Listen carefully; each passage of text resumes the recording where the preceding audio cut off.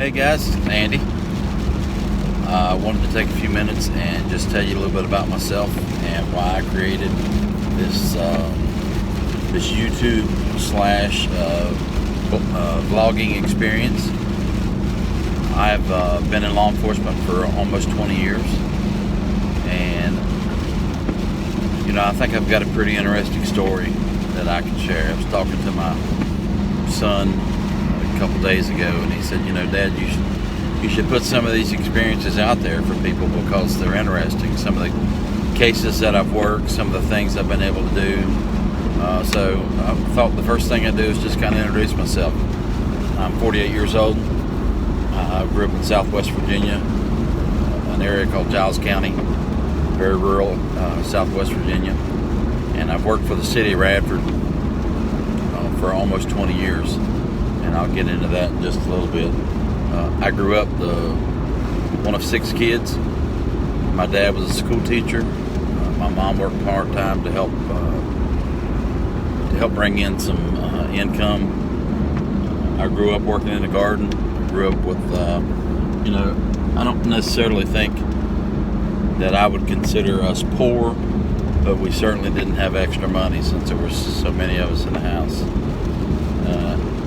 I went to a pretty good baseball player. I went to Bluefield College to play baseball, and the funny thing is that I really expected things to be handed to me as a student athlete back then, and this was 1987, the fall of 1987, when I graduated high school.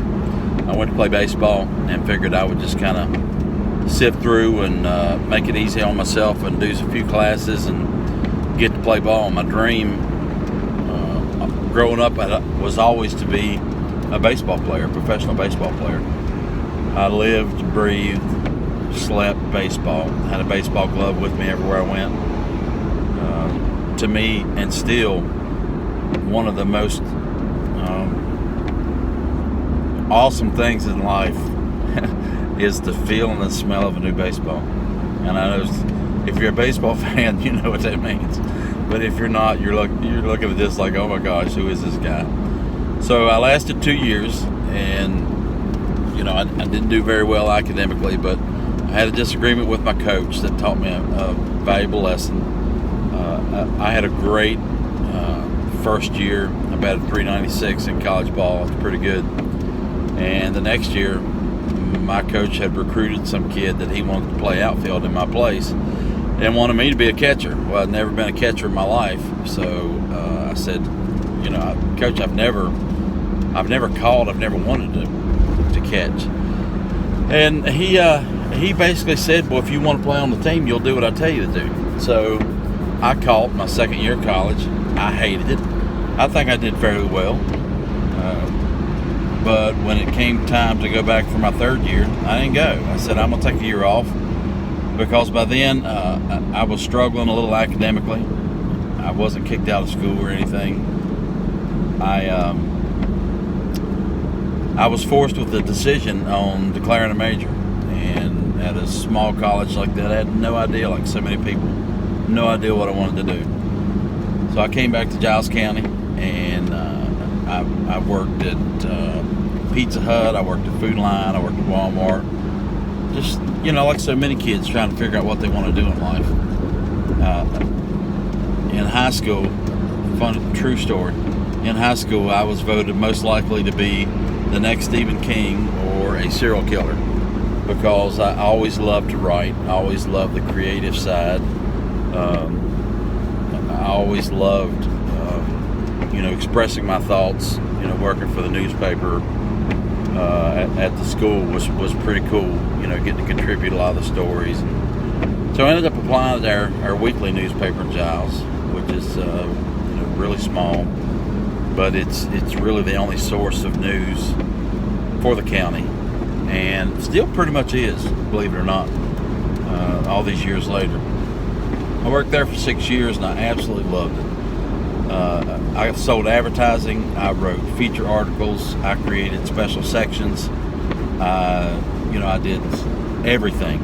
I had an owner there that really didn't appreciate me. He had a bunch of investments and he had a bunch of apartments, and it got to the point where he was more concerned about how much money he was worth than the quality of the newspaper. So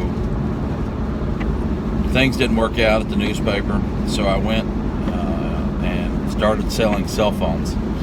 I worked for a company called Blue Ridge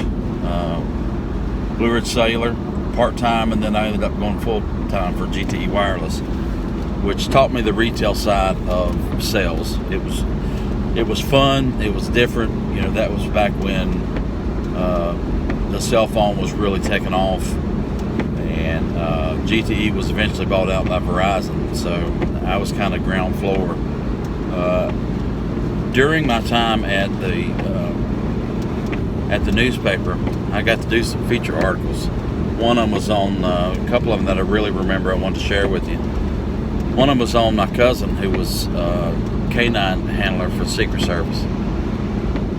So he allowed me to post his picture with the dog, and he had met, he'd worked for President Reagan, he'd worked for Bush, he'd worked for Clinton. Just really cool feature stories. So I thought, that's what I really like to do. So then I did one for the local deputy. The guy's name was Mark Skidmore, that had just graduated the Virginia Forensic Science Academy. Now that's a 10-week school that is put on by the State Lab of Virginia in Richmond. You spend 10 weeks learning how to process crime scenes in a systematic way. We worked with dead bodies, we burned cars, we did all these things. So my interview with Mark Skidmore was very interesting to me, because I learned that this was forensics way before forensics was cool. I mean, way before. This was 1996 probably. There was no CSI shows. There was no, all these shows that have developed since then. So I decided then, that's what I wanted to do. There's so many different stories of why people get into law enforcement. And, mine wasn't the typical one that I hear at the interviews and that I hear at all the promotional processes that I've been fortunate to be a part of. Mine was because I wanted to do forensics. I wanted to be the guy that they called when the worst of the worst happened. I wanted to be the guy that came and scooped up the pieces of this devastating act that had occurred in a community, and I wanted to be that guy. So I was hired in January of 1998 by Radford City Police Department. I worked 2 years, and my whole goal was to get into investigations. So I worked 2 years, and I went to every school that nobody else wanted to. I went to the domestic violence school. I went to the check fraud school. I went to the boring blue-collar school. I went to all that stuff. While everybody else was putting in for, patrol tactics and, firearms-related stuff, the cool stuff, I knew that I wanted to build my resume to become an investigator. In 2002, I started looking around, and I looked at we just had a baby, my wife and I looked around and found Virginia Tech Police Department was hiring. The pay was more, the insurance was a third of what we were paying in the city. So I made a financial move for my family, and I went to Virginia Tech. Now, working for a campus police department is completely different than a city police department. I learned right away that the campus environment really wasn't for me, because they were so hands-off on issues that normally, as a city police department, we would go hands-on a lot faster, and instead of just, and I'm not going to, throw anybody in the bus and tell particular stories, but there were cases where,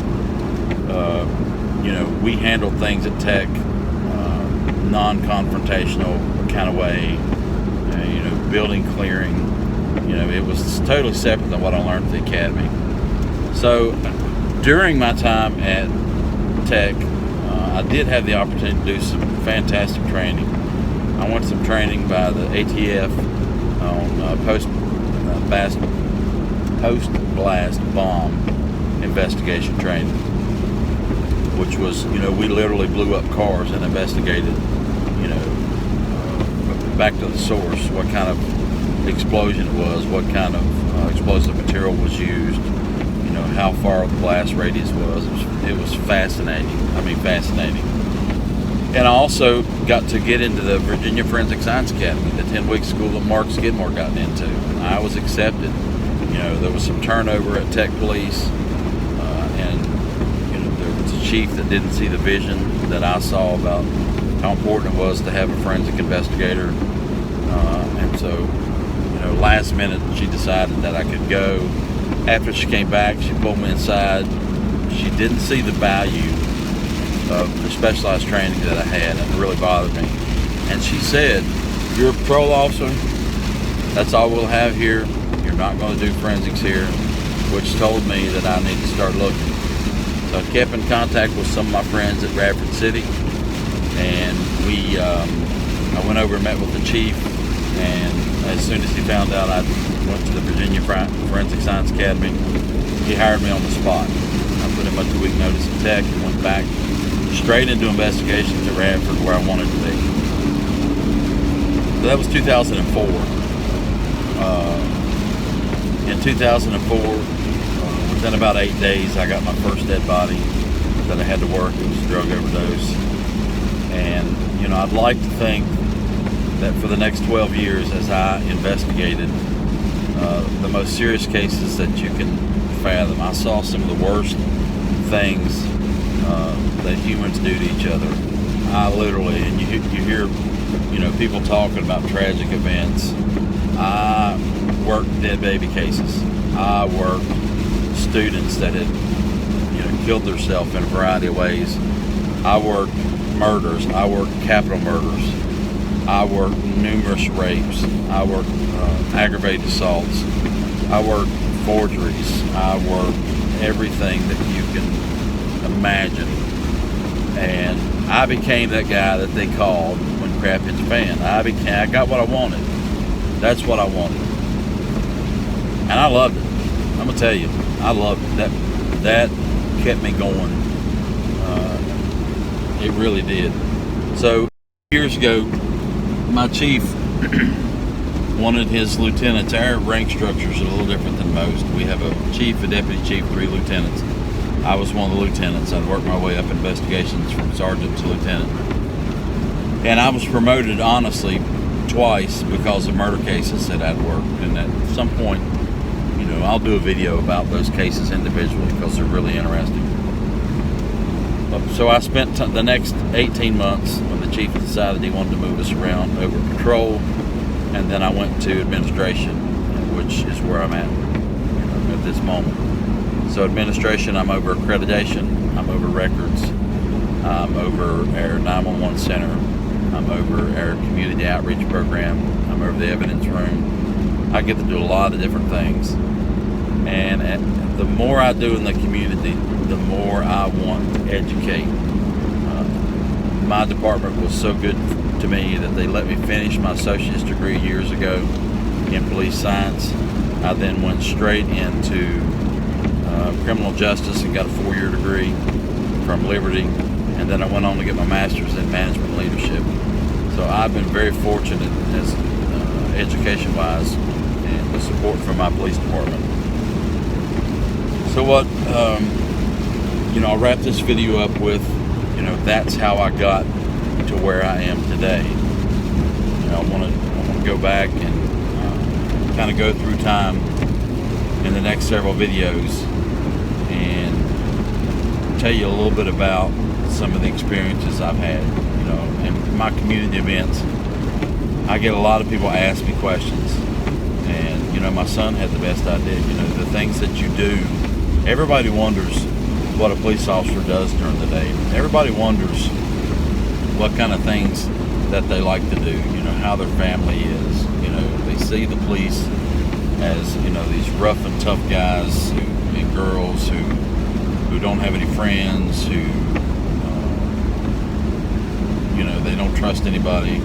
Well, there's reasons behind a lot of that stuff that I think I'll be able to explain in the next few videos. So if you'll join me on this journey, I'll be able to tell you a little bit about law enforcement.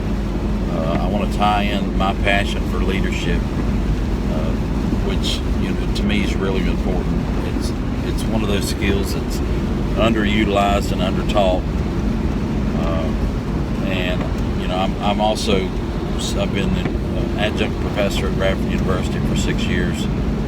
I've taught criminal investigative theory, intro to forensics, death investigation, and police leadership. By far, the most relevant course I teach is the leadership course, because those are key things that any position you're going to need, you're going to use. The characteristics of leadership from the business world, from law enforcement, and from the military, we can all tie it together. So I hope you'll join me, and I'll try to make it interesting. There'll be days that I try to vlog and actually take you on some of the things that I'm doing for the day, and kind of give you a glimpse into my life and my background as a law enforcement officer.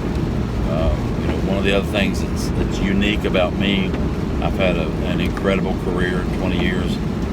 I'm also, I enjoy ghost hunting, and I've been on 2 ghost shows. And if I can, I'll post those on my YouTube page, so you can watch the 2 shows. I was on the Dead Files a few years ago, and then I was on Ghost Asylum. I encourage you to Google Lieutenant Andy Wilburn, Bradford Police, Virginia, and you'll see the many encounters I've had with the media, the good and the bad things that I've said and done with the media about the events that have transpired in my community. So I look forward to making a lot of these videos. A lot of them I'll be driving, because that's my downtime. I drive a lot, and I've set up a bracket for my iPhone to where I can just talk, and I certainly won't be distracted. I'm not going to break any laws or anything. So, all right, I'll see you soon. Thanks for watching.